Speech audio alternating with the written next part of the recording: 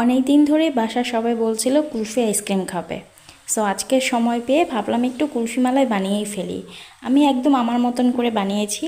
তো প্রথমে আমি একটি প্যানে 2 লিটার পরিমাণ ফুল ফ্যাট মিল্ক নিয়ে নিচ্ছি।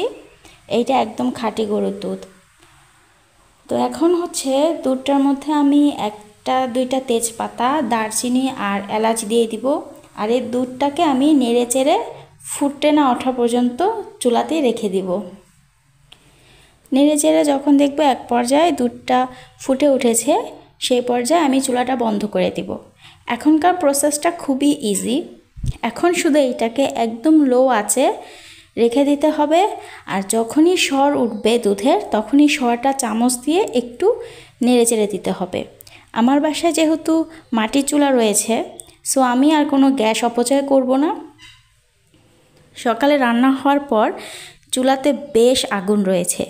এখন আমি এই কড়াইটি মাটির চুলার উপরে বসিয়ে দিব। এরপর অনেকক্ষণ পর যখন দেখব যে সর পড়েছে, তখন আমি একটা চামচ দিয়ে নেড়ে চেড়ে দিব। এইভাবে 2 লিটার দুধকে হাফ লিটারের কম হওয়া পর্যন্ত আমি নাড়তে থাকব। যখন এক পর্যায়ে দেখব যে দুধটা হাফ লিটারের কম হয়ে গেছে, তার মানে আমার কুলফি মালাইয়ের জন্য দুধটা রেডি করা হয়ে গেছে। দুধটা রেডি হওয়ার পরে এখন দুধটা ঠান্ডা হতে দিব একদম। আর এর মাঝখানে আমি কয়েকটা কাঠবাদাম একটু কুসুম গরম পানিতে ডুবিয়ে রেখেছি। এরপর এর উপরে যে খোসাটা আছে সেটা ছাড়িয়ে আমি কাঠবাদামগুলোকে একদম কুচি কুচি করে নিয়েছি।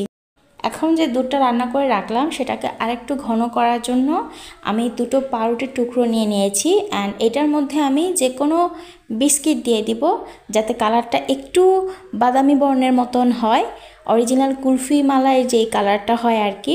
এবার এই বিস্কিট আর পাউরুটিটাকে আমি একটু তরল দুধ দিয়ে ভালো মতন মিহি করে ব্লেন্ড করে নিচ্ছি। এতক্ষণে দুধটা ঠান্ডা হয়ে গেছে। এবার এই দুধে আমি যতটুক চিনি দরকার ততটুক চিনি দিয়ে দিচ্ছি, সাথে দিয়ে দিচ্ছি সেই পাউরুটির মিশ্রণটা, আর এর সাথে দিয়ে দিচ্ছি সেই কুচি করে রাখা বাদাম কুচিটা। ভালো মতো মিশিয়ে নিয়ে আর দুধটা একদম পুরোপুরি ঠান্ডা হয়ে গেলে একটি আইসক্রিমের মোল্ডে এখন আমি আইসক্রিমটা জমতে দিয়ে দিচ্ছি। এরপর একদম জমে না যাওয়া পর্যন্ত ফ্রিজে রেখে দিব। আমি পরের দিন আইসক্রিমটা বের করেছিলাম, অ্যান্ড দেখেন আইসক্রিমটা দেখতে কি পরিমাণ মুখরোচক হয়েছে। আর এইটার স্বাদ 10 on 10।